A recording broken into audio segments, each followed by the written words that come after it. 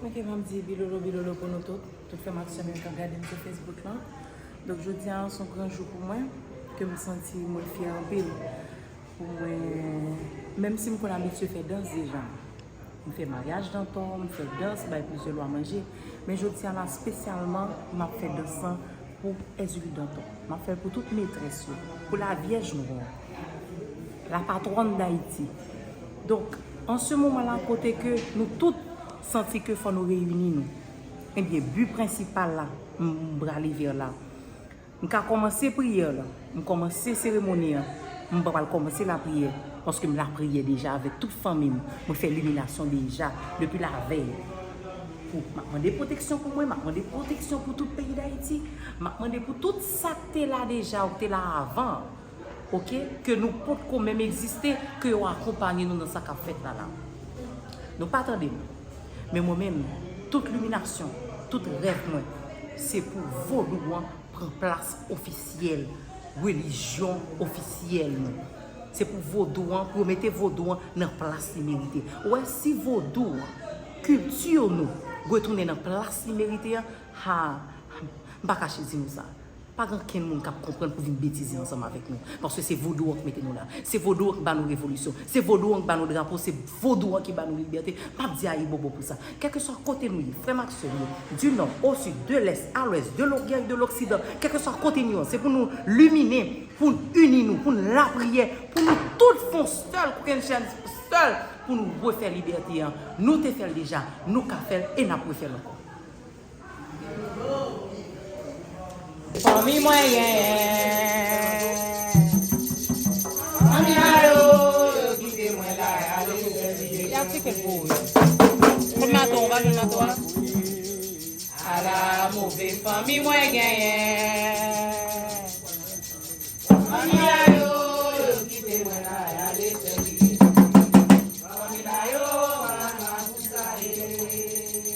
là, la famille là, la famille c'est la danse des Dantor.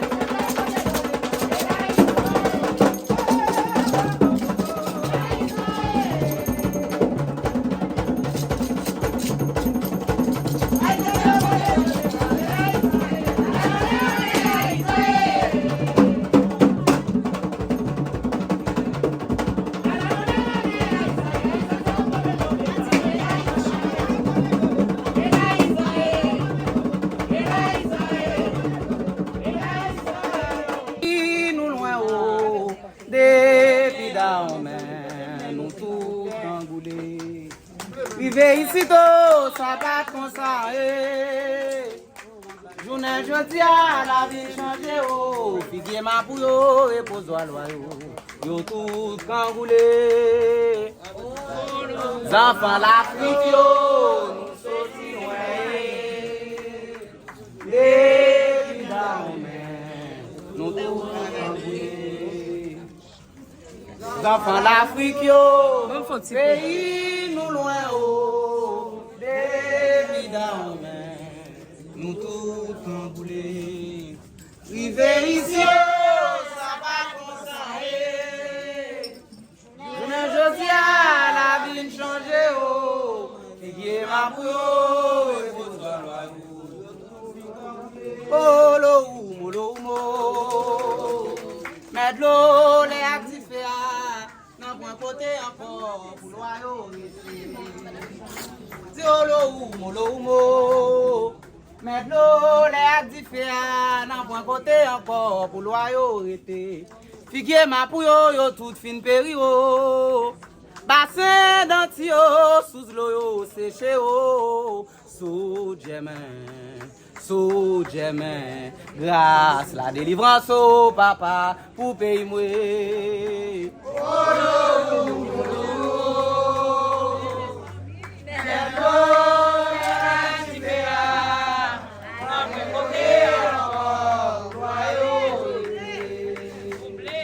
Aïe, n'a pas côté souple.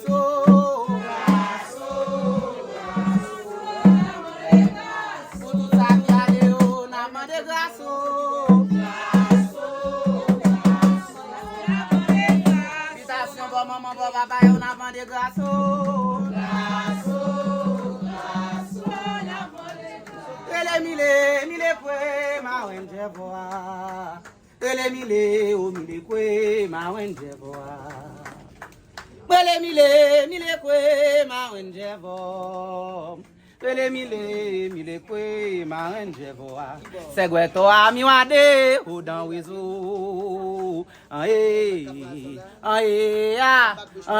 o lui sagba di koto e rele konde lui sagba di koto e o lui sagba di o mi ba on si o mande umble o mi ba on si kan so la do we sanja mande umble rele mi le